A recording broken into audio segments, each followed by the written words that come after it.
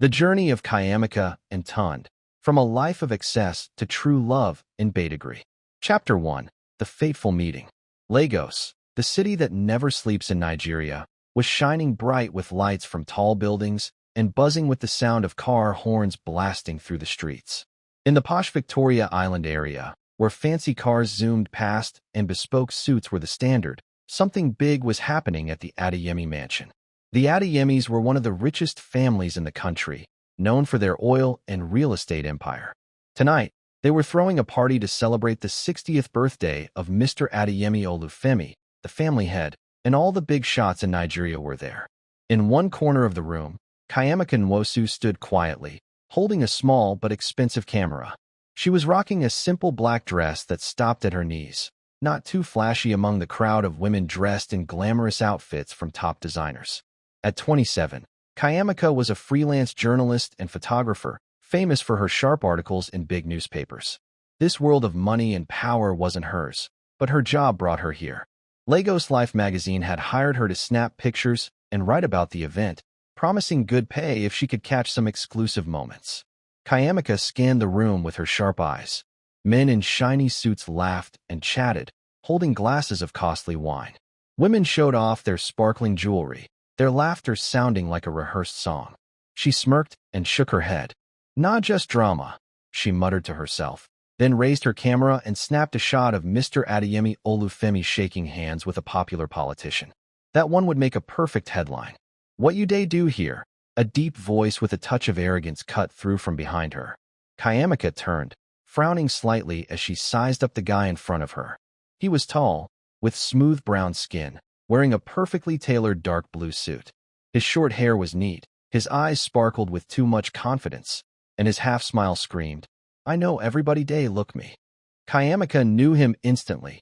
Tunde Adeyemi, the youngest son of Mr. Olufemi, the Lagos party prince everybody talked about.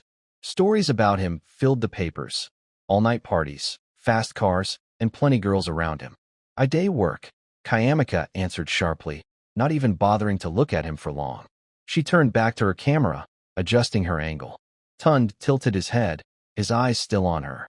"Work? In that dress? I think say you be guest way lose rodo." His voice carried a teasing tone, but his gaze ran over her from head to toe, like he was checking out something for sale.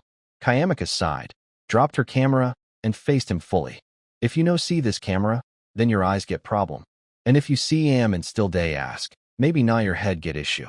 She spoke slowly, her voice ice-cold, her deep brown eyes staring straight at him without fear. Tunde laughed, not looking offended at all. "You funny yo.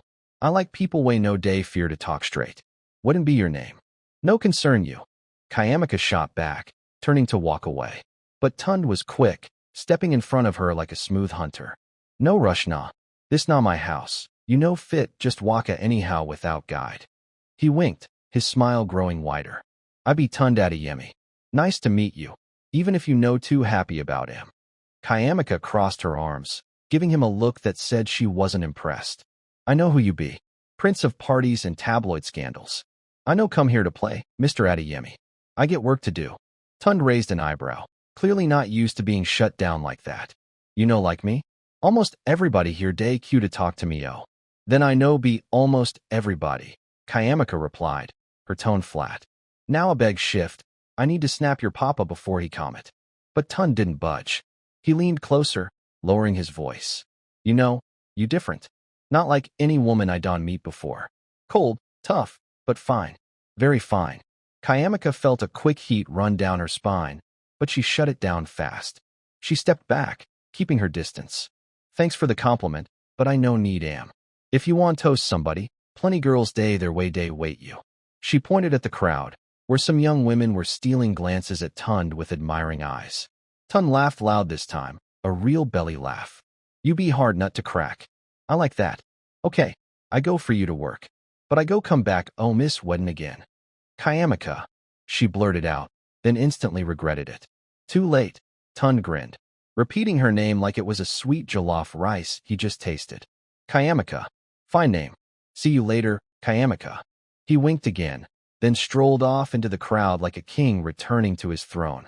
Chiamaka stood there, gripping her camera tight, trying to calm her annoyance. She didn't like Tunde Adeyemi, not his cockiness or the way he acted like everything belonged to him, but something in his eyes, a strange spark, made her pause for a second. She shook her head, telling herself it was nothing, then got back to work. The night rolled on with music and clinking glasses. Chiamaka snapped plenty good shots, Mr. Olufemi raising a toast, politicians whispering over their drinks. She was about to bounce when drama happened. One waiter, maybe too stressed, dropped a tray of wine right in the middle of the crowd. Glass shattered on the floor, red wine spilled like blood, and a few guests let out small screams. Chiamaka didn't waste time. She raised her camera and caught the chaos. This would spice up her article. But then she noticed the waiter, a young girl, pale with fear, getting an earful from Mrs. Adeyemi, Tunde's mom. "You know how much that tray cost?" "Useless girl." The woman's voice cut sharp like a knife, pulling everybody's attention. The waiter bowed her head, shaking, tears ready to drop. Chiamaka felt anger boil inside her. She hated seeing big people bully small ones. Without thinking twice, she stepped forward, putting a hand on the girl's shoulder. "Mrs. Adeyemi, I think not just accident. No need to turn am to big matter." The room went quiet. Mrs. Adeyemi turned, her icy eyes glaring at Chiamaka like she was a dirty bug. "Who you be to talk for my matter?" "I be journalist," Chiamaka said, her voice calm but firm. "And I think a family like Adeyemi no need to disgrace themselves over small thing like this." Mrs. Adeyemi opened her mouth to argue, but Tunde appeared out of nowhere, stepping between them. "Mummy, make I handle him. No let this spoil the party." He turned to Chiamaka, winking. "Thanks for caring, but I fit manage." Chiamaka frowned, not sure if he was helping or just showing off. He clapped his hands, called for cleaners, then gently pulled the waiter aside, whispering something that stopped her crying. Mrs. Adeyemi huffed, turned away, and the party went on like nothing happened. As Chiamaka got ready to leave, Tunde popped up beside her, holding 2 glasses of wine. "You get liver-o, to face my mama like that. Drink with me, nah. At least say thanks for making tonight fun." "I no day drink when I day work," Chiamaka said, but her eyes lingered on his smile for a moment. There was something different, not the arrogance she saw before, but a tiny bit of realness that caught her off guard.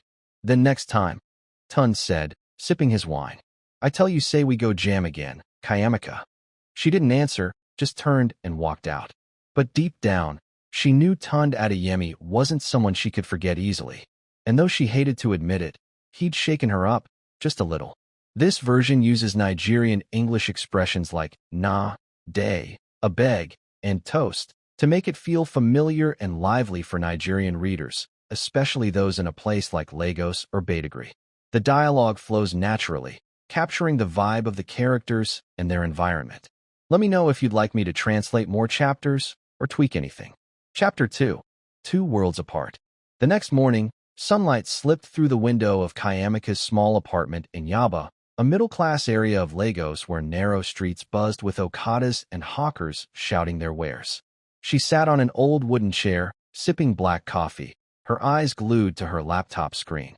The article about the Adeyemi party was almost done, with a working title, Under Victoria Island Lights, Romance and Waste. She picked her best shots, Mr. Olufemi in a crisp white suit, Mrs. Adeyemi with her shiny pearl necklace, and that chaotic moment when the wine tray crashed.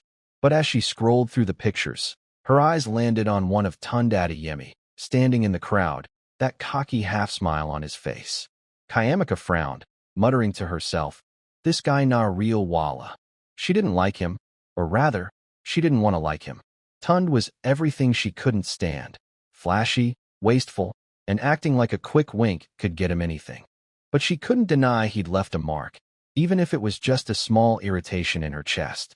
She kept typing, trying to stay neutral in her writing, but her mind kept drifting back to last night. Tunde had swooped in to save her from his mom's wrath, but she wasn't sure if it was gentlemanly or just another show-off move. Either way, she didn't need rescuing. She could handle herself.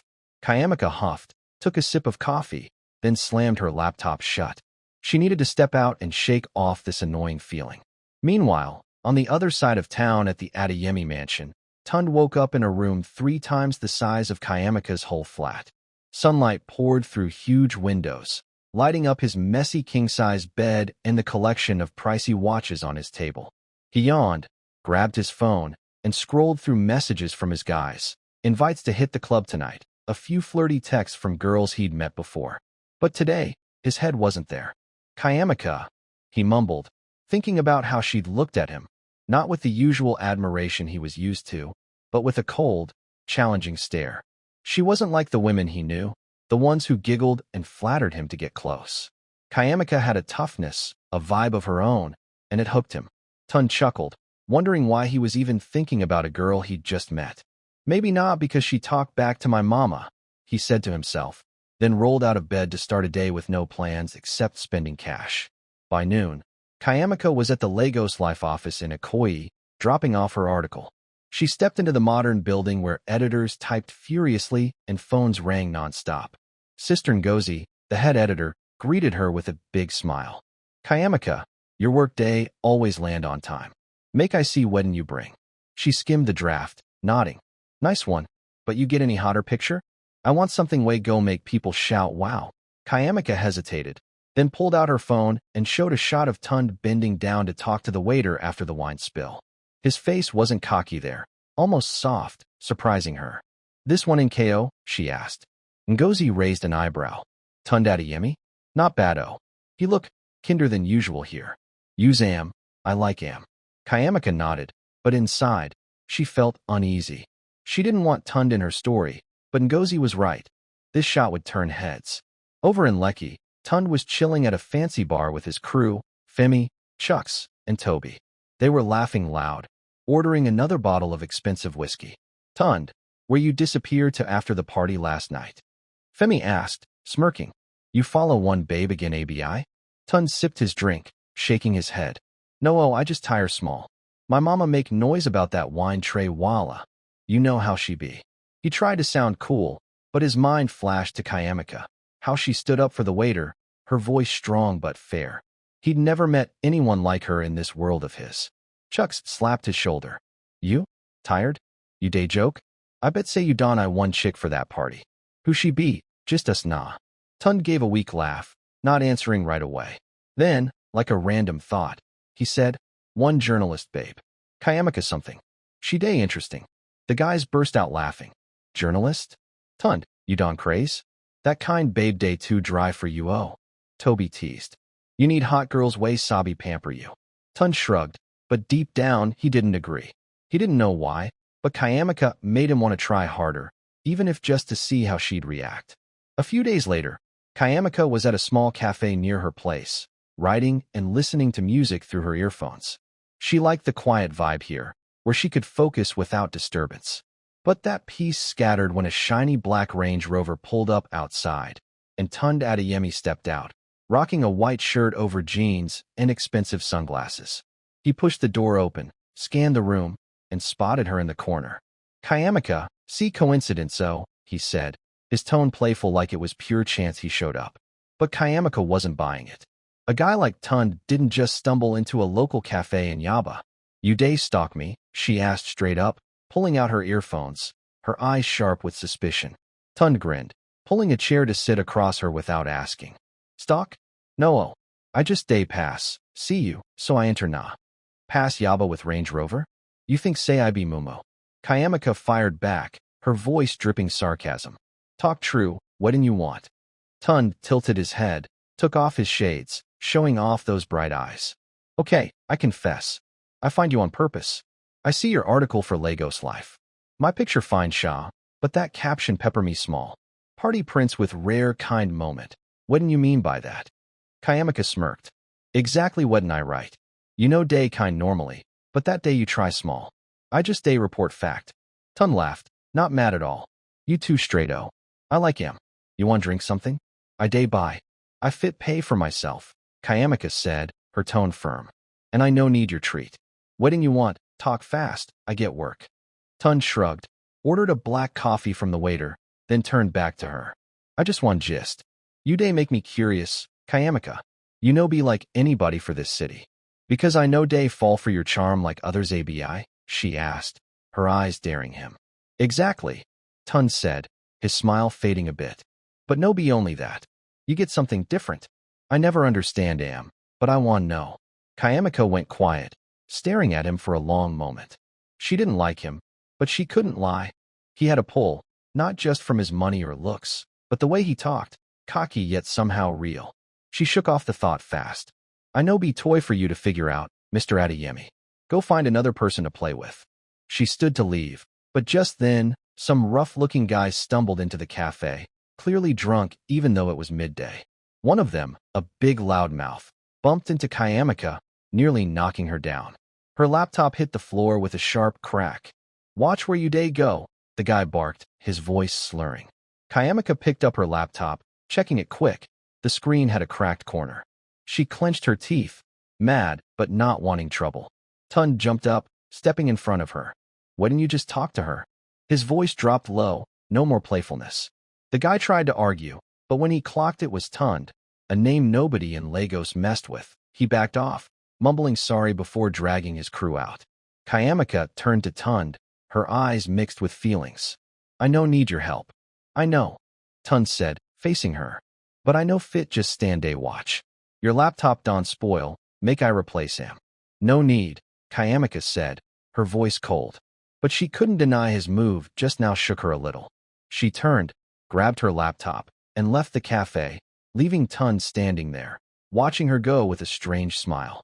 Here's the translation of Chapter 3, a dangerous game from the journey of Chiamaka and Tunde, from a life of excess to true love in Badagry into English, crafted for a Nigerian audience, especially readers in Nigeria.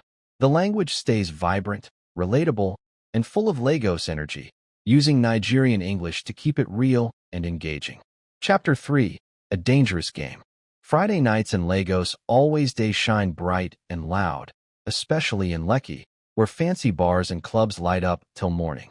Tunde was posted up in one corner of Eclipse Lounge, his usual spot with the boys. The place was vibing, neon lights flashing, Afrobeat banging hard, and the air thick with expensive perfume and cigarette smoke. On the table in front of him sat a bottle of Johnny Walker Blue Label, some half-empty glasses, and his crew, Femi, Chucks, and Toby, laughing and shouting like they owned the place. So, Tunde, how far with that journalist babe? Femi asked, smirking like he knew something. You don't see her again? Tunde took a sip of his whiskey, his eyes drifting to the dance floor where couples were moving to the beat. I see her, for one cafe the other day. She's still day stubborn as ever. Chucks cracked up, slamming the table. Stubborn? So you never do anything with her? Tunde Adeyemi day, fail mission, wahala. Tunde smirked, but didn't answer quick. He remembered the cafe, Chiamaka's sharp eyes watching him like a hawk, and that moment he stepped in to save her from those drunk fools.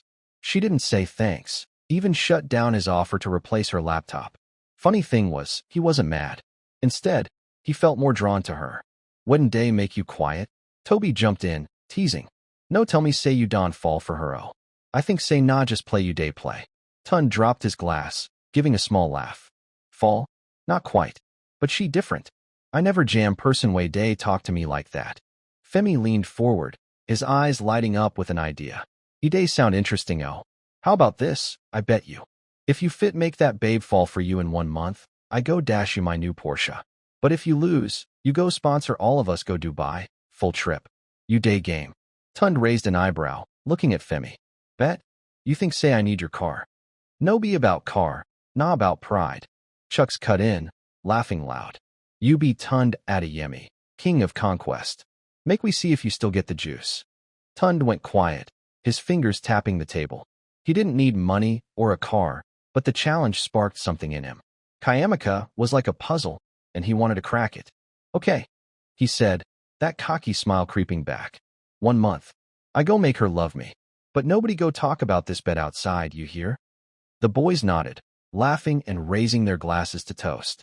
But inside Tunde, something pinched, a feeling he wasn't used to. He told himself it was just a game, like all the others before.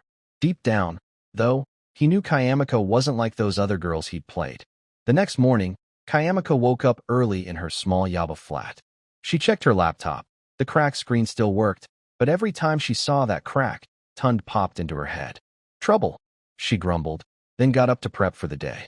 She had an interview with a young businessman in Ikeja, a new gig for Lagos life. She threw on a white shirt and black trousers, tied her hair up, and checked herself in the mirror. "You no need anybody to save you, Chiamaka," she said, thinking back to how Tun jumped in at the cafe. When she reached the Acacia Cafe to meet her source, she froze. Tun was sitting at a table nearby, sipping coffee, eyes on his phone.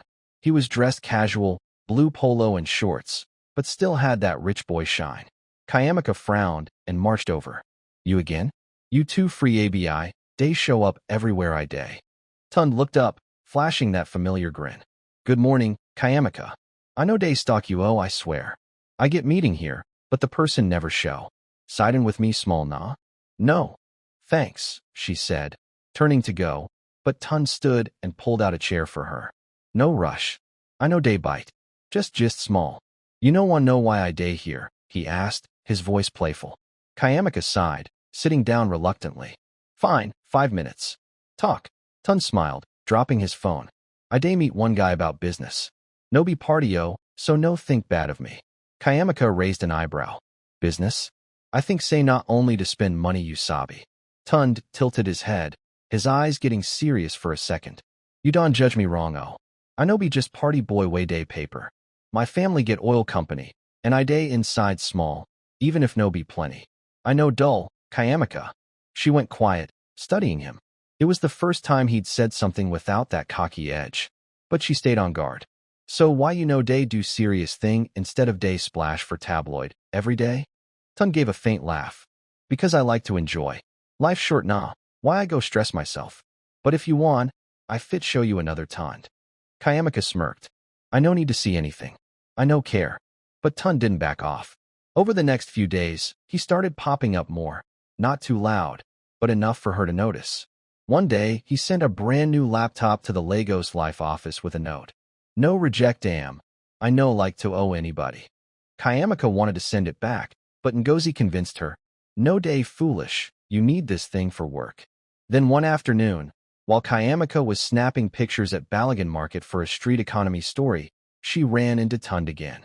He was in a plain t-shirt and cap, looking way different from the prince she'd met. "Another coincidence?" she asked, her voice full of doubt. "Not really," Tund admitted, grinning. "I know you day work here from your old articles. I want see how you day do your thing." Chiamaka crossed her arms. "You two get time, oh. Wedding you day follow me for?"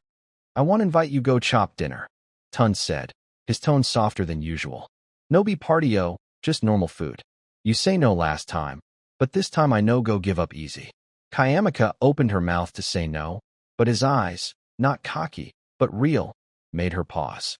"Okay," she said, sounding reluctant. "But no think say I go soft for you." That night, they ate at a roadside joint selling jollof rice and grilled chicken. Chiamaka was shocked. Tun dug in like it was nothing, no complaints about the simple setup or street noise. He told her about his childhood, growing up with money, but under pressure from his parents. "Dem one make I be like my brother, serious and sharp. But I know like when dem force me," he said, a hint of sadness in his voice. Chiamaka listened quietly. She started seeing he wasn't just a spoiled rich boy. He had scars, even if he hid them with that smile. "So why you no change?" she asked. Tund looked at her, his eyes deep. "Maybe I need reason. What'd you think?" She didn't answer, but her heart felt funny. Tund wasn't who she thought, and that made her uneasy. Meanwhile, Tund got home feeling strange. He'd started the bet as a joke, but tonight, sitting across from Chiamaka, he wasn't sure he was playing anymore. She wasn't just a challenge. She was someone making him want to show parts of himself he'd kept hidden. Lying on his bed, staring at the ceiling, he muttered, "What'd you day do, Tund?" Chapter 4. When the Heart Trembles. After that roadside dinner, Chiamaka couldn't pretend Tund Adeyemi was easy to shake off like she'd hoped.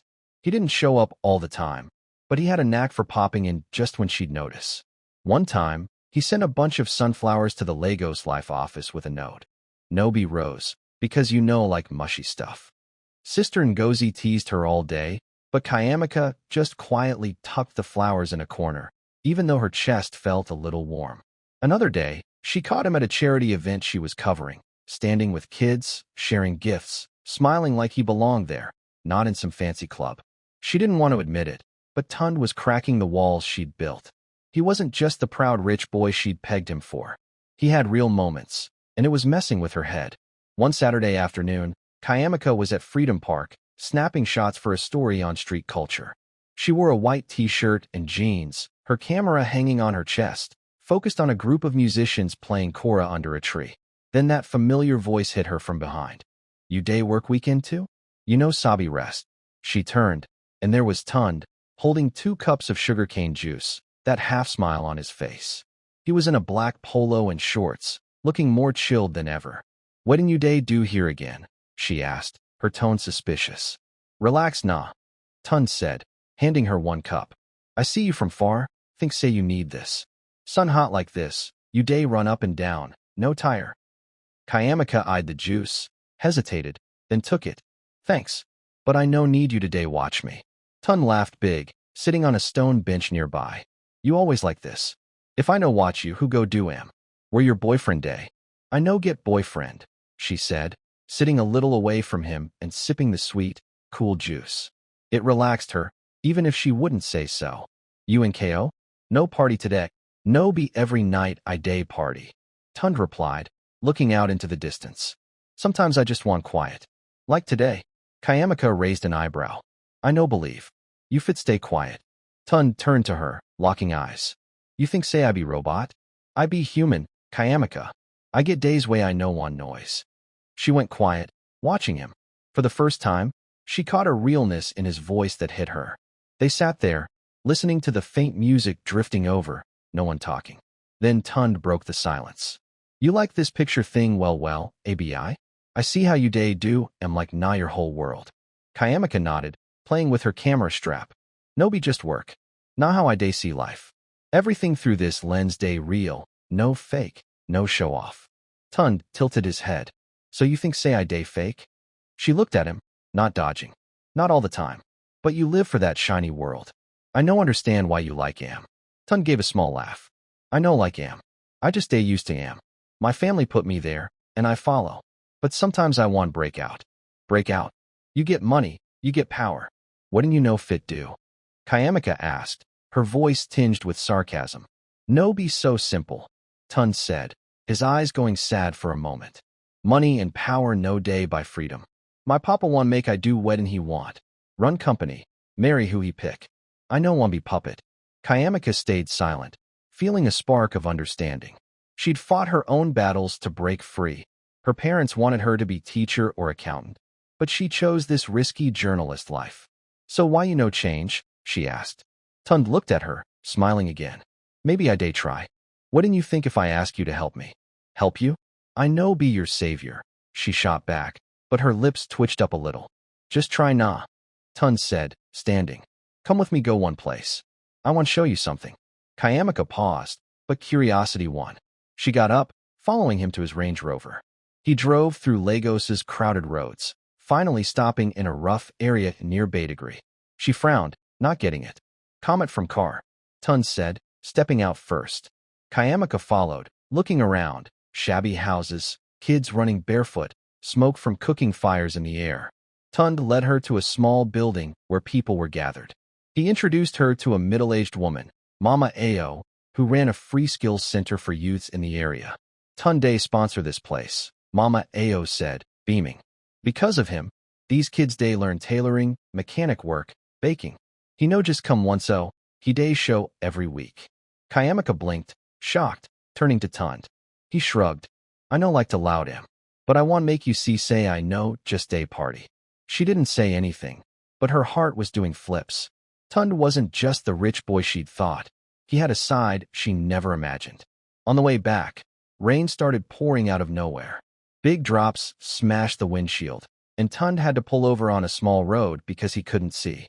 They sat in the car, the quiet broken only by the rain. Chiamaka stared out the window, her mind all over the place. She didn't want to like Tunde, but he was shaking her up. "You good?" Tunde asked, his voice low. "Good," she said, turning to him. But his eyes, deep and warm, held her there. For a moment, neither of them spoke. Then Tunde leaned in, his hand brushing her cheek. "You too fine, Chiamaka. No be only outside." She meant to push him away, but her body froze. Tunde bent closer, his lips touching hers, soft, no pressure. Chiamaka closed her eyes, letting herself feel it for a second before jerking back, shoving him off. "Stop," she said, her voice shaky. Tun pulled back, not mad. "Sorry. I know one upset you." She breathed hard, turning away. "I no want this. You no go understand." "Then tell me," Tun said, his voice real. "I want understand you." Chiamaka stared at the rain, saying nothing. Her heart had just jumped, a feeling she didn't want to own up to. Tun didn't push, just sat there, waiting. When the rain stopped, he drove her home. Before she got out, he said, "I no day play with you, Chiamaka. I mean am." She didn't reply, just nodded slightly, and went inside. But when she shut the door, she leaned against it, hand on her chest, feeling her heart pound. "You don craze, Chiamaka," she whispered, but a tiny smile slipped out. Back at his place, Tun drove home with his head spinning. That kiss wasn't part of the bet, it was real. He didn't know when it happened, but Chiamaka wasn't a game anymore. He wanted her, not to win anything, but because she'd hooked him for real. "You don finish, Tund," he muttered, laughing bitterly. Chapter 5. The Secret Revealed. After that rainy kiss, Chiamaka felt like her whole life turned upside down. She tried to focus on work, writing articles, snapping pictures, chasing interviews, but Tun's face kept sneaking into her head. He didn't show up as much anymore, but every time he texted or called, his voice had this warmth that she couldn't just brush off. "Make we chop dinner tonight," he messaged one afternoon, adding a smiley face. Chiamaka paused, fingers hovering over her phone, then typed back, "Okay." She told herself she just wanted to figure him out, not that she was falling for him. That night, they met at a small spot in Ikoyi, not too fancy, but cozy with yellow lights and the smell of egusi soup floating around. Tund rocked a white shirt over jeans, looking simple but still sharp. He pulled out her chair, grinning. "You fine pass, Chiamaka. As always." "No day flatter me," she said, but her lips curved up a little. They ate and gist about Afrobeat tunes Tun loved, old articles of hers he'd dug up. She was shocked he remembered details from her Balagan market piece from 2 years back. "You read him for real?" she asked. "Real-o," Tun said, his eyes lighting up. "You sabi right. I like how you see things. No fake, no nonsense." Chiamaka went quiet, watching him. She started thinking maybe she'd judged him wrong. Tun wasn't just a party boy. He was smart, deep, and had a heart she was starting to see. But she kept her guard up, not ready to dive in too far. Meanwhile, Tun was stuck in his own head, torn like never before. That bet with his boys still hung over him, but every moment with Chiamaka made it fade. He wasn't thinking about Femi's Porsche or a Dubai trip anymore. He just wanted to be near her, hear her talk, see her smile. But he knew if she found out about the bet, everything would crash.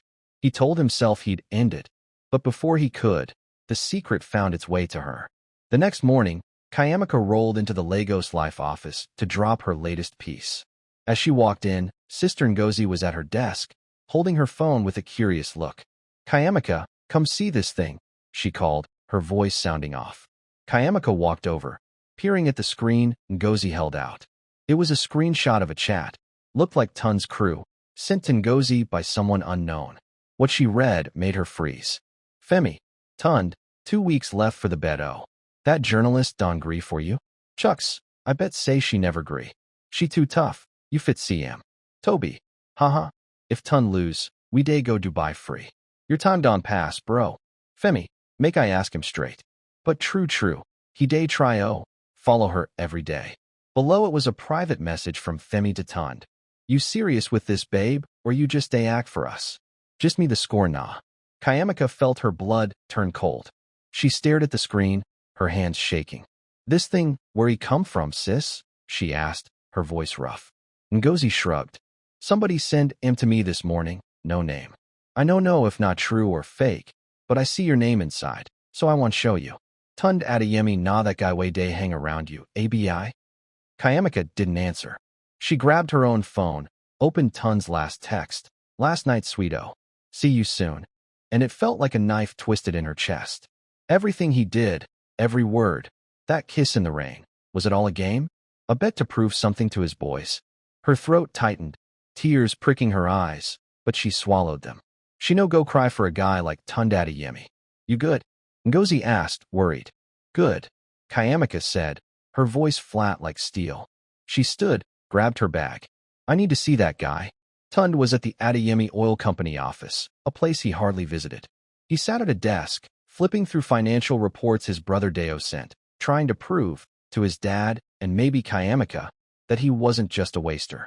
His phone rang, and he smiled seeing Chiamaka's name, thinking she was calling to tease him like usual. Chiamaka, you don't miss me? He said, picking up with a playful tone. But her voice on the other end was ice. Meet me now? Freedom Park. I no go wait long. Tunde blinked, thrown by her tone, but he agreed fast. Okay, I day come. He didn't know what was up, but his gut told him something was off. 30 minutes later, he reached the park.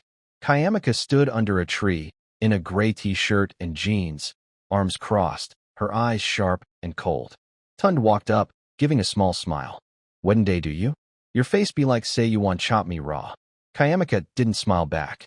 She pulled out her phone, opened the chat Ngozi sent, and shoved it at him.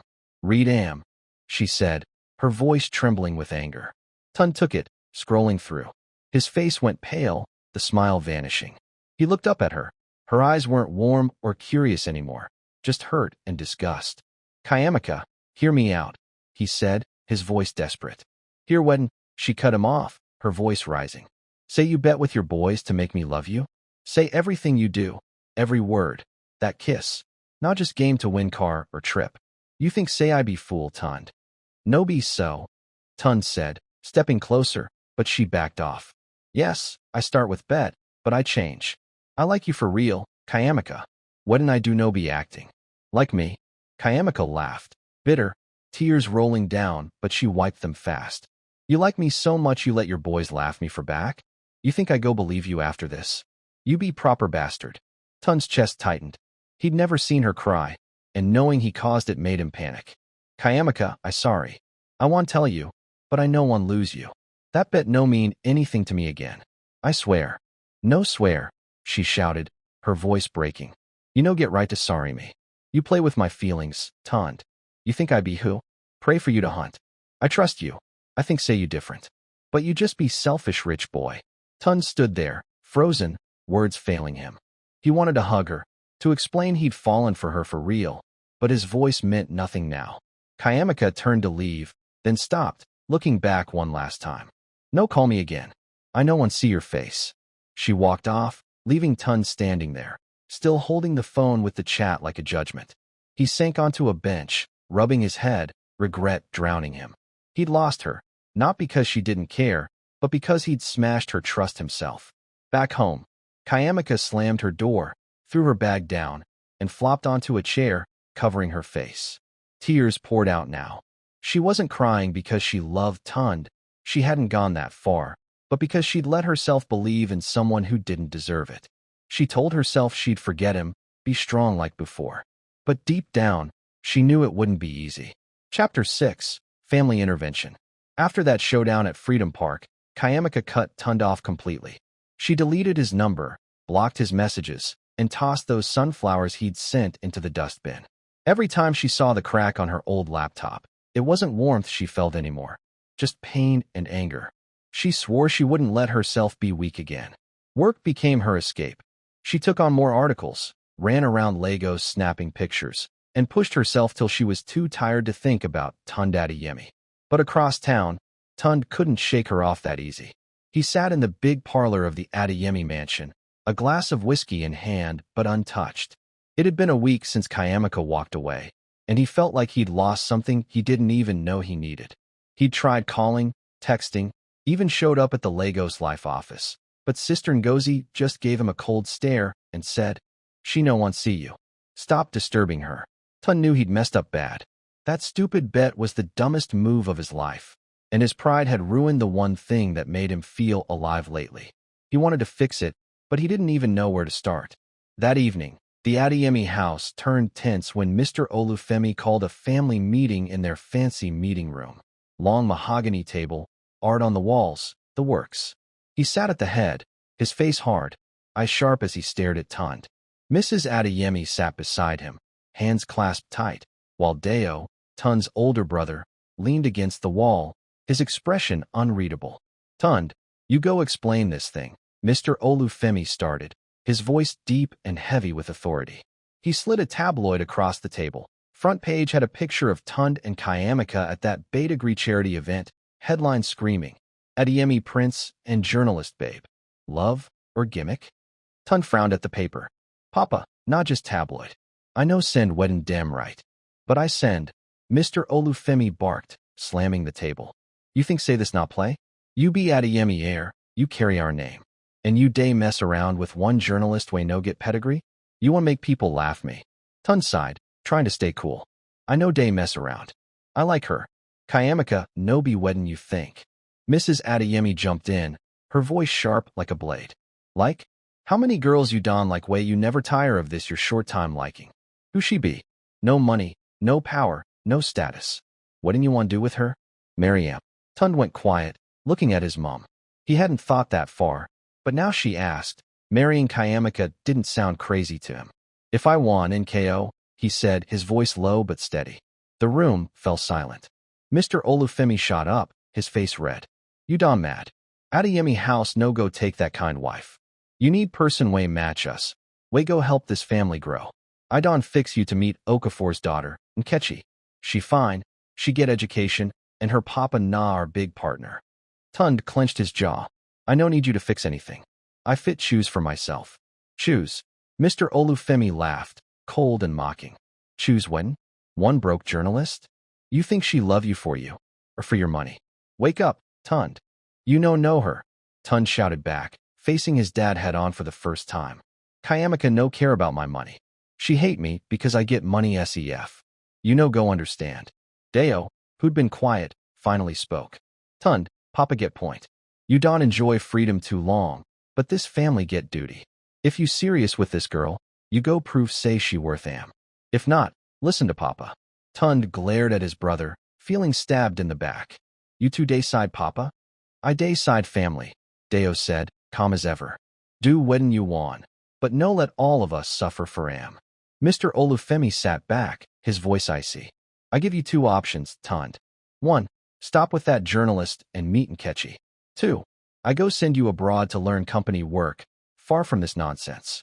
Choose. Tunde didn't answer. He stood, stormed out, leaving his parents and brother in the heavy silence. He knew they wouldn't let it go easy, but he wasn't ready to drop Chiamaka, even if she didn't want to see his face. Back in Yaba, Chiamaka sat in her small flat, a cold cup of ginger tea in front of her. She'd just turned down a new gig from Ngozi, claiming she was tired. Truth was, she couldn't focus. Every time she closed her eyes, she saw Tunde's face when she left the park. Panicked, sorry, but not enough to fix her heart. She hated him, but she hated herself more for letting him get under her skin. A knock on the door jolted her. She frowned, got up, and opened it. Standing there was a woman, maybe 50, decked out in a flashy Yoruba outfit with gold jewelry shining. Chiamaka clocked her instantly. Mrs. Adeyemi, Tunde's mom.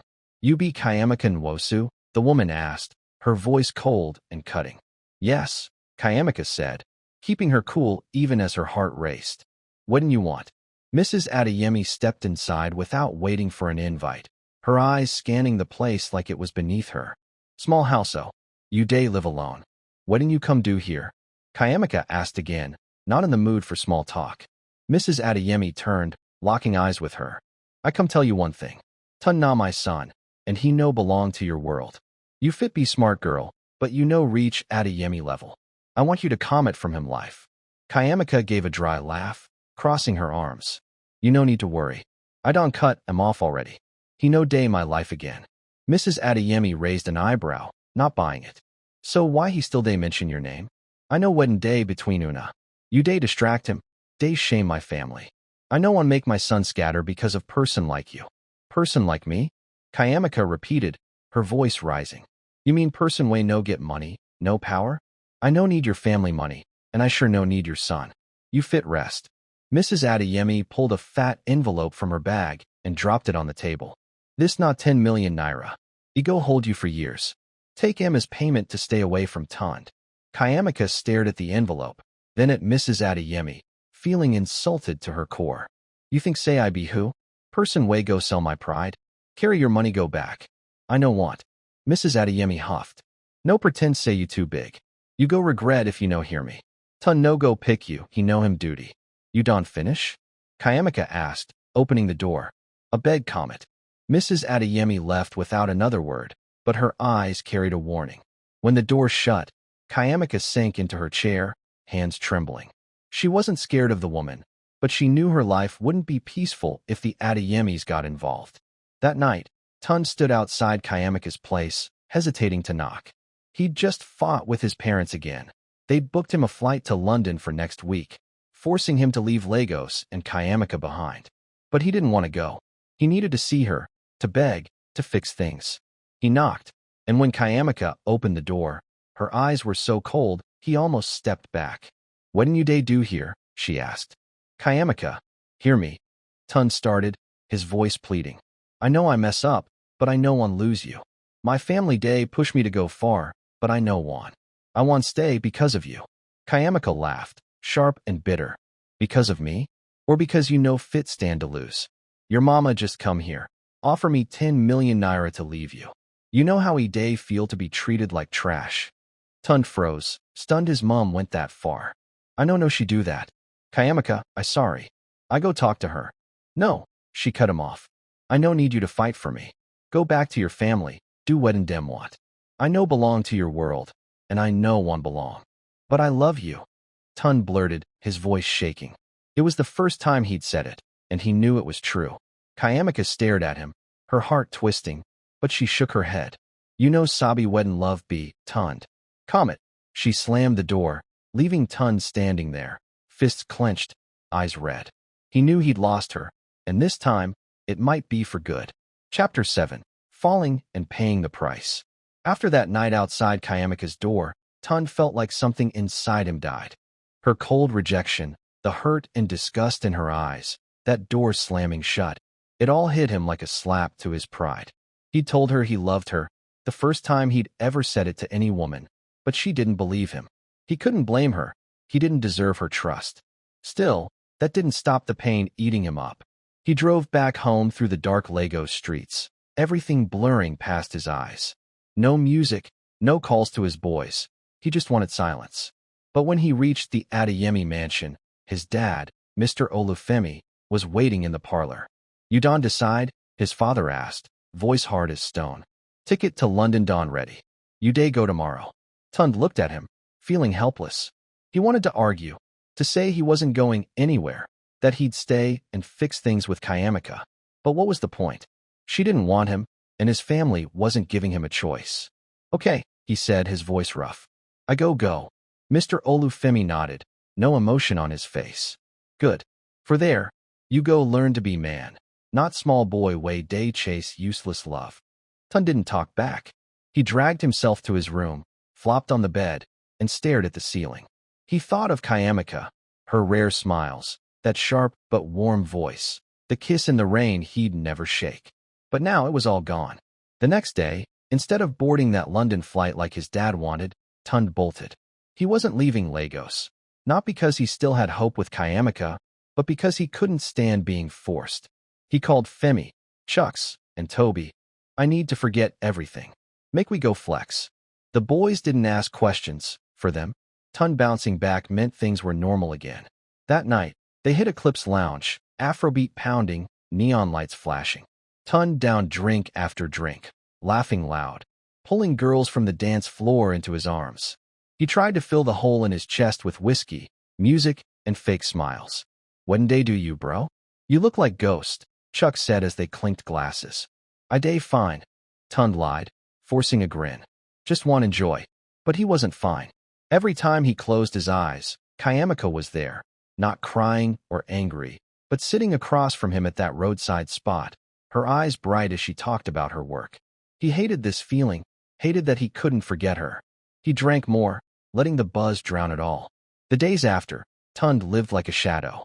He hit clubs every night, raced his supercars around Lagos, threw money like water. His boys cheered him on, but he knew they didn't care for real. They just liked the party prince, Tund, not the broken one inside. Gossip spread fast. Tund Adeyemi day burn cash for Lekki.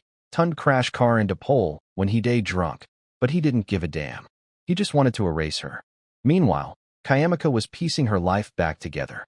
She threw herself into work, taking every job Ngozi tossed her way: street artist interviews, market photo shoots.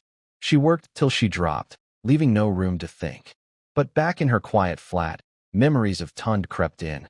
She hated him, but she hated herself more for letting him get close. One afternoon at Oshodi Market, snapping pics, she overheard a trader mention Tunde. "That Adeyemi boy don cause wahala again. Dem say last night he drunk, fight for club, police carry him go." Chiamaka paused, gripping her camera tight. She didn't want to care, but her heart pinched. He deserve am, she told herself, but it didn't feel true. At home, she opened her laptop, searched the news. Tabloids were full of it. Pictures of Tunde, drunk and sloppy, dragged off by police. One headline read, "Adeyemi Prince Fall. Love crash or just play?" Chiamaka smirked, shut the laptop. "Nah him true color," she said. But deep down, she knew he hadn't always been like that. She'd seen a different Tunde, and it hurt more because of it. Then one night, things spun out of control. Tunde was tearing down Third Mainland Bridge in his Lamborghini, drunk out of his mind after a Lekki party. Femi sat beside him, just as wasted.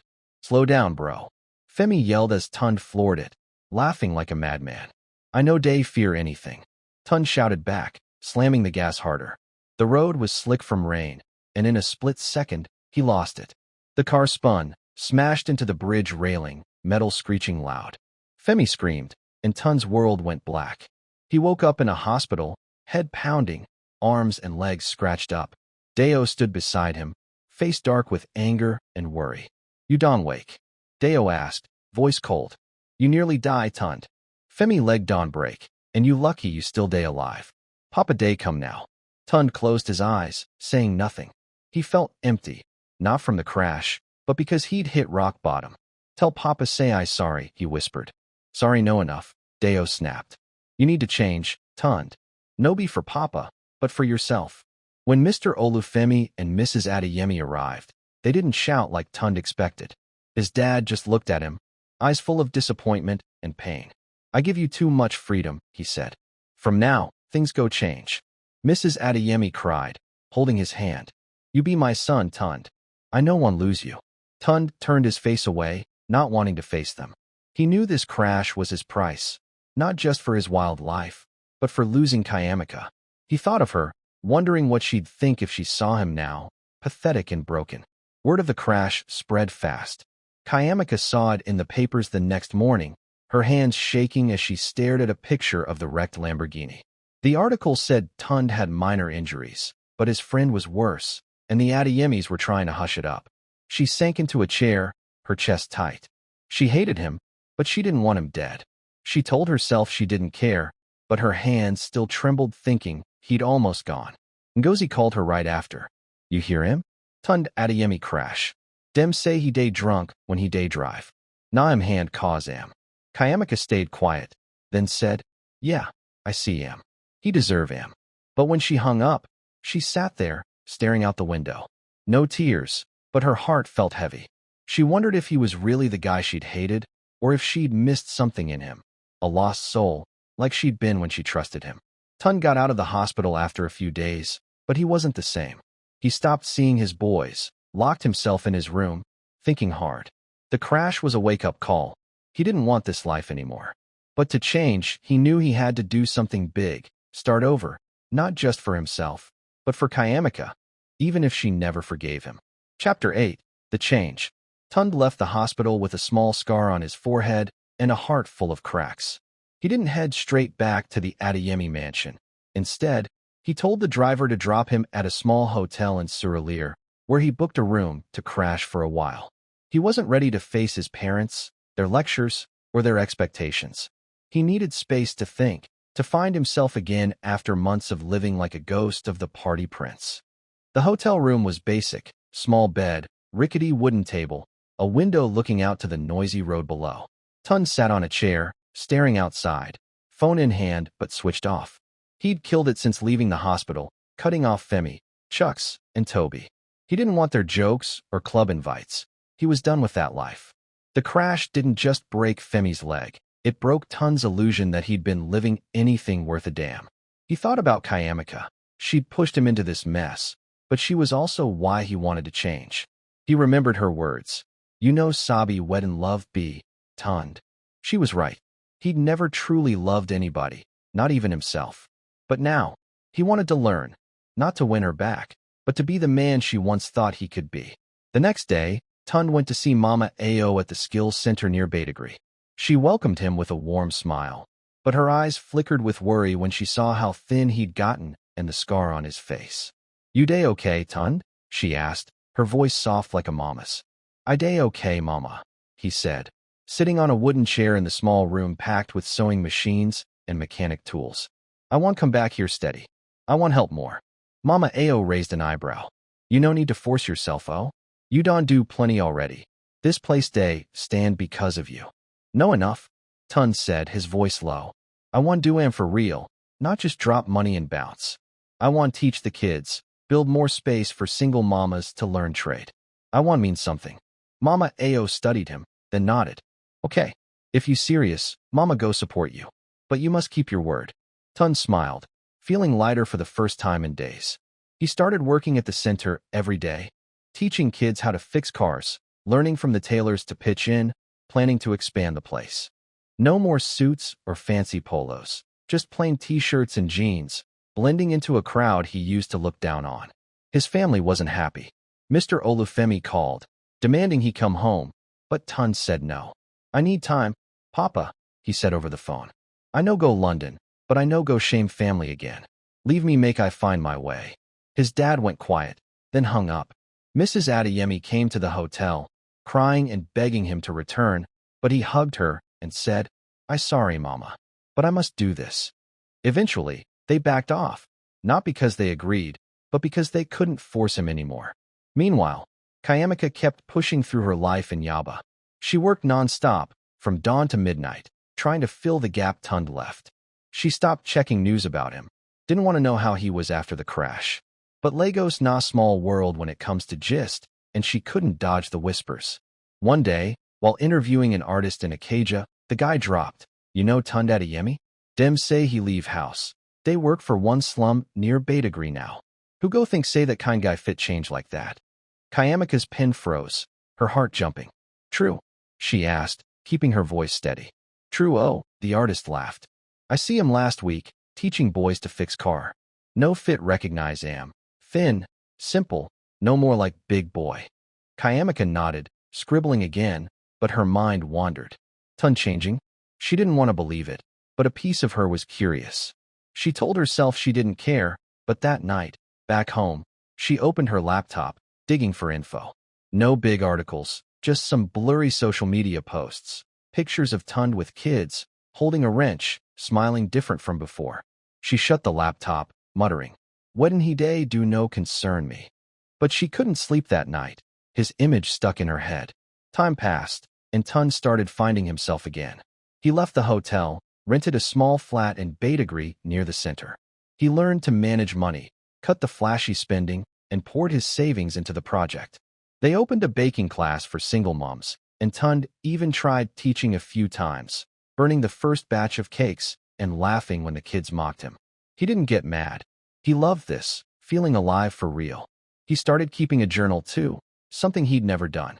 He wrote about life, his mistakes, Chiamaka. One night, he scribbled, She day right. I know Sabi love, but I day learn, even if she no day here to see. He didn't try reaching her. He knew she hated him, and he respected that. But he hoped one day she'd hear about him and see he wasn't that guy she despised anymore. Chiamaka, even if she wouldn't say it, kept tabs on Tunde through the grapevine. Ngozi, sharp as ever, asked her one day, You still day think about that boy? No. Chiamaka shot back quick, but her eyes gave her away. I no believe, Ngozi laughed. I hear say he day Badagry. No more party, no scandal. He be like he's serious so. Chiamaka shrugged. I no send. But one afternoon, on a work trip to Badagry for a community development story, she passed Mama Ao's center. She stopped, watching from afar. Tunde was there, hands dirty with oil, laughing loud as a kid spilled a toolbox. He was thinner, hair longer, but his eyes shone in a way she couldn't explain. She stood behind a tree, spying on him. She didn't know why she didn't just leave. Maybe she wanted proof he'd changed, or maybe she still felt something. But she didn't go closer. She turned, hopped in her ride back to Lagos, her chest heavy. Tunde didn't know she'd been there. That night, in his flat, staring out the window, he felt a strange hope. He was on the right path, not just for him, but for the people around him.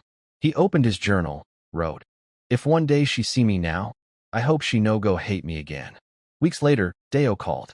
"Papa want see you," his brother said. "He know you dey Badagry. He no happy, but he want talk." Tunde sighed, agreeing. He couldn't dodge forever. At the Adeyemi mansion, Mr. Olufemi sat in the parlor, face stern but less angry. "What did you dey do for Badagry?" he asked. "I dey help people," Tunde said, standing tall. "I no want live like before, Papa. I want stand on my own, do something way get meaning." Mr. Olufemi stared at him, then nodded. "I no understand you, but I see say you change. If this na your road, I no go force you again. But no fall my hand." Tunde smiled small. "I no go, Papa." Leaving the house, Tunde looked up at the Lagos sky. He felt free like never before. He wasn't the Tunde of parties anymore. He was new, and he'd keep going, whether Chiamaka came back or not. In her Yaba flat, Chiamaka stared at that blurry Badagry photo of Tunde she'd snapped. She didn't know why she kept it, didn't delete it. She told herself she'd never forgive him, but a part of her believed he was trying, and that scared her. Chapter 9, A Second Chance. Time flew fast like breeze through Lagos's dusty roads. 6 months had passed since Tunde started his new life in Badagry, and he'd found some peace in the busy days at the skills center. He wasn't that loud, party prince, turning heads across town anymore. Now he was a guy with rough hands from work, a real smile when he gist with the kids, and eyes calmer than before. Mama Ao's center had blown up thanks to him. A new baking shed, extra classes for fixing electronics, and dozens of kids and adults showing up daily to learn. Tunde cut off his old crew. Femi, after the crash, moved to Abuja to heal, while Chucks and Toby faded out when he stopped hitting the clubs. He didn't miss them. He saw now they weren't real friends, just guys riding his wild wave, a wave he hated now. He lived alone in a small Badagry flat, cooking his own food, washing his own clothes, learning to stand without his family's cash. Still, he kept in touch with Deo. His big brother popped by sometimes, bringing bits of news from the Adeyemi house. Over in Yaba, Chiamaka had changed too, even if not as loud as Tunde. She still worked hard, but she wasn't burying herself in it to forget anymore. She started taking time for herself, reading books, planting small pots in her flat, catching a movie solo now and then. She didn't dig for Tunde's gist anymore, didn't want to know how he was holding up. But Lagos na small place for rumors, and she couldn't dodge hearing about him. One cool October morning, after a night rain left Lagos fresh, Chiamaka got a call from Sister Ngozi. "Chiamaka, big event day happened for Badagry this weekend," Ngozi said, her voice buzzing. "Dem day open new skills shed, and Tunde Adeyemi na the guy behind am. I want make you go snap pics and write am. You fit do am." Chiamaka froze, gripping her phone. She wanted to say no, but something inside pushed her. "Okay," she said, keeping it flat. "I go." The day of the opening, Badagry was alive. Balloons and banners decked out Mama Ao's center, people milling around for the ceremony. Chiamaka got there early, camera ready, scanning for Tunde. He was in the yard, wearing a dusty gray t-shirt, directing some boys to set up chairs. He didn't see her, but she saw him, still thin, hair longer, but moving with a quiet confidence, no arrogance. She started snapping, acting professional. When the event kicked off, Mama Ao took the mic, thanking Tunde for all he'd done. "He no just give money," she said, smiling wide. "He give him heart. We proud of am." Tunde stepped up, scratching his head. "I know Sabi talk he started, voice low. "But I want thank everybody here, Mama Ao, the kids, people way trust me. I been day live without aim before, but now I know when I want. This place not my home." Chiamaka stood in the crowd, snapping him, but her hands paused when his eyes caught hers by chance. He stopped talking for a second, then smiled, not that cocky grin from before, but a warm, real one. She looked away, her heart racing. After the ceremony, as people scattered to eat and gist, Tunde found her. "Chiamaka," he called soft-like. "You come for work?" "Yeah," she said, avoiding his eyes. "Congrats." The center fine well. Thanks, he said, standing close. I no think say you go show. Me sef no think, she admitted, finally looking up. But I want see with my eye, if you don change for real. Tun met her gaze, his eyes deep. I don change, Chiamaka. No be for you to see, but because I want am. I no expect you to believe me. She went quiet, then said, I no know how to trust you after that thing before. But I see you now, you different true. So give me chance, Tun said, his voice urgent. No be to jump back into love sharp, just let me prove myself. I no be that idiot again.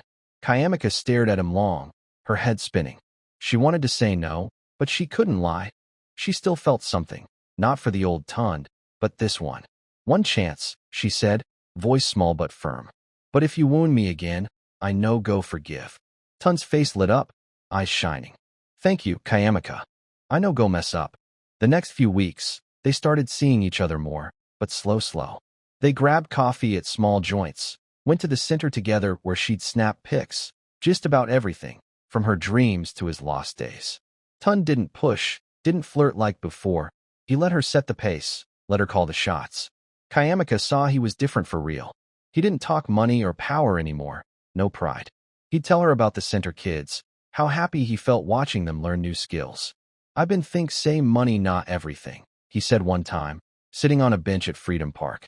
But now I know, true happiness nah when you do something for people.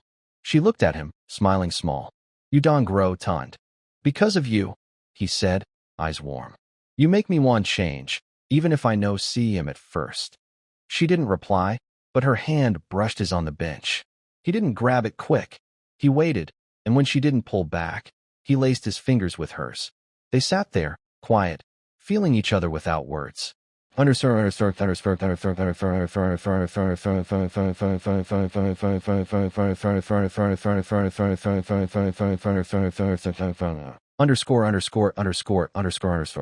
One evening, Tund asked her to the Adeyemi mansion. My papa and mama want meet you, he said, sounding nervous. Dem know I don change, and dem hear about you. I want dem see how you mean to me. Chiamaka hesitated, flashing back to Mrs. Adeyemi's money stunt at her place. But she nodded. Okay, but if dem no gree for me, I no go force. When they walked into the parlor, Mr. Olufemi and Mrs. Adeyemi were waiting. Mr. Olufemi eyed her, stern but not hostile. Mrs. Adeyemi managed a stiff smile, still uneasy. Tun don talk plenty about you, Mr. Olufemi said, starting. I no gree at first, but I see my son change. If you be why, I want hear from your mouth. Chiamaka stood tall, no fear. I no change him, she said. He change himself. I just a part of the journey. I no need Adeyemi money or name. I just want live true to myself, and with him, if he worth am. Mr. Olufemi nodded, a flicker of surprise in his eyes. Mrs. Adeyemi sighed, then said, I judge you wrong before. If Tun pick you, I no go fight him again. Tun smiled at Chiamaka. Thank you, Papa, Mama, he said, then turned to her. Thank you, Chiamaka. Their thing grew steady but slow. No rush to marry, no big promises. They built it from small stuff. Nights at the center, cooking jollof rice together in her flat. Days he drove her around Lagos for shots. The Adeyemis warmed up to her, not because she bent to fit them, but because they saw Tund happy for real. 1 year later, on a sunny Badagry afternoon, Tund knelt in the center's yard, a simple ring in hand. I no promise you the whole world, he said, voice shaky. But I promise to use my life to love and respect you. Chiamaka Nwosu, you go marry me? Chiamaka looked down at him, tears rolling but smiling. Not sad tears, real ones. Yes, she said. I agree. The center kids cheered, Mama Ao clapped, and Tund stood, pulling her into his arms. They kissed, not in rain like before, but under Badagry's bright sun, a kiss for a fresh start. Chapter 10, Happiness Decided. After that Badagry meeting, Chiamaka couldn't deny Tund had carved a space in her heart again. She tried to go back to her normal life. Work, quiet mornings with coffee, long days snapping pics around Lagos. But every time she passed Badagry or heard someone mention the skills center, Tund popped into her head. Not the proud guy from before, but this new one with dirty hands and a real smile. She told herself she wouldn't chase him, but she knew if he showed up, she wouldn't turn away. Tunde, on his side, kept living his new life in Badagry. He didn't call or text Chiamaka after that event. He respected her space, even though his heart still pulled toward her. He threw himself into the center, starting a cooking class for youths and linking up with an NGO to give scholarships to poor kids. He wasn't proving anything to anybody anymore. He was living for himself and the people he could help. But deep down, he hoped one day Chiamaka would see he wasn't the guy she used to hate. One November afternoon, as Lagos cooled off with seasonal breeze, Chiamaka got a call from Sister Ngozi. "Chiamaka, big thing day happened for Badagry this weekend," Ngozi said, excited. "Dem day launch new skills shed, and Tunde Adeyemi na the brain. I want you go snap am and write. You game." Chiamaka gripped her phone, heart jumping. She wanted to dodge, but something pulled her. "Okay," she said, voice flat. "I go do am." The launch day, Badagry was buzzing. Mama Ao's center decked with balloons and banners, crowd thick with people. Chiamaka rolled in early, camera ready, eyes hunting for Tunde. He was in the yard, white shirt tucked out over jeans, telling some boys where to put tables. He didn't spot her, but she saw him, still lean, hair longer, moving with purpose, no show-off vibes. She started snapping, keeping it pro. When the ceremony kicked off, Mama Ao grabbed the mic, praising Tunde. "He no just drop cash," she said, beaming. "He bring him whole self. We proud well. Tunde stepped up, rubbing his neck. "I know too sabi talk," he said, voice low. "But I thank everybody, Mama Ao, the kids, people way believe me. I been day live empty before, but now I get direction. This not my place." Chiamaka snapped pics from the crowd, but her hands froze when his eyes landed on her by accident. He paused, then smiled. Warm, no arrogance. Her chest tightened, and she looked away. After, as folks spread out to chop and gist, Tunde tracked her down. "Chiamaka," he said soft. "You come for work?" "Yeah," she said, dodging his gaze. "Congrats, oh? The place tight." "Thanks," he said, standing close. "I no expect you." "Me sef no expect," she admitted, meeting his eyes. "But I want see. If you change true. Tunde held her look, steady. "I don't change, Chiamaka. No be for show, but because I want am. I no think say you go trust me." She paused, then said, "I no know how to believe you after that wahala before. But you now different. Give me chance nah." Tunde said, pleading. "No be to rush love, just let me show you. I no be that moo again." Chiamaka stared, her head all mixed up. She wanted to shut him down, but she couldn't lie. She still cared, not for old Tunde, but this one. "One chance," she said, voice low but sure. "If you scatter my heart again, no forgiveness." Tunde's face brightened, eyes gleaming. "Thank you, Chiamaka. I no go flop." They started hanging out more, taking it slow. Coffee at roadside spots, trips to the center where she'd snap pics, gisting about her goals and his rough past.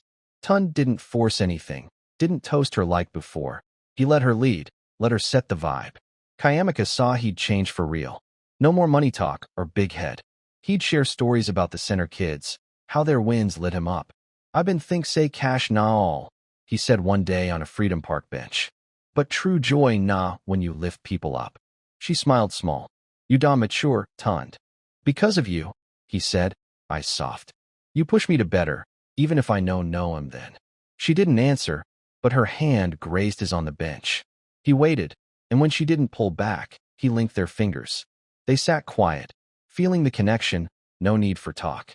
One night, Tunde brought her to the Adeyemi mansion. "My people want see you," he said nervous. "Dem know I don shift, and dem hear of you. I want dem see you matter to me." Chiamaka paused, flashing back to Mrs. Adeyemi's cash offer. But she nodded. "Okay, but if dem no want me, I no go beg." In the parlor, Mr. Olufemi and Mrs. Adeyemi waited. Mr. Olufemi's face was hard, but not mean. Mrs. Adeyemi forced a smile, still stiff. "Tunde don yarn plenty about you," Mr. Olufemi said. "I know like him at first, but my boy don change. If not you, I want hear from you." Chiamaka stood firm, no shaking. "I know change him," she said. "He fix himself. I just stay inside the story. I no want Adeyemi money or fame. I want live true, with him, if he worth am." Mr. Olufemi nodded, a bit shocked. Mrs. Adeyemi sighed, then said, "I judge you wrong that time. If Tund choose you, I no go block. Tund grinned at her. Thank you, Papa, Mama, he said, then turned. Thank you, Chiamaka. Their love grew slow but solid. No rush to wed. No loud vows. They built it from little things. Winter nights, cooking jollof in her flat, him driving her round Lagos for shots. The Adeyemis came around, not because she changed for them, but because Tund was happy true. A year later, one bright Badagry afternoon, Tund dropped to one knee in the center yard, a plain ring in hand. I no fit promise you everything, he said, voice trembling. But I promise my life to love and honor you. Chiamaka Nwosu, you go marry me? Chiamaka looked at him, tears falling but smiling big. Not pain tears, happy ones.